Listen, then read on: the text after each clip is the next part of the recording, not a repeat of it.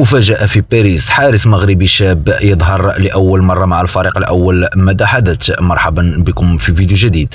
في خطوة التي اختار المدرب الإسباني لويس إنريكي الحارس المغربي الشاب بلال لوريندون ضمن قائمة باريس سان جيرمان في مواجهة اف سي لوريو لحساب الجولة 32 من الليغ 1.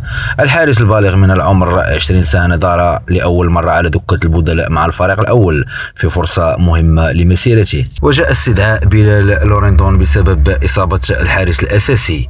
راحة الحارس الثاني تحضيرا لمواجهة بايرن ميونخ في دوري الأبطال، وهو ما فتح الباب أمام الموهبة المغربية للتواجد مع الكبار. المباراة انتهت بتعادل مثير 2-2 بين باريس سان جيرمان واف سي لوريو، ورغم ذلك حافظ الفريق الباريسي على صدارة الدوري برصيد 69 نقطة بفارق 6 نقاط عن اف سي لوريو اف سي لينس.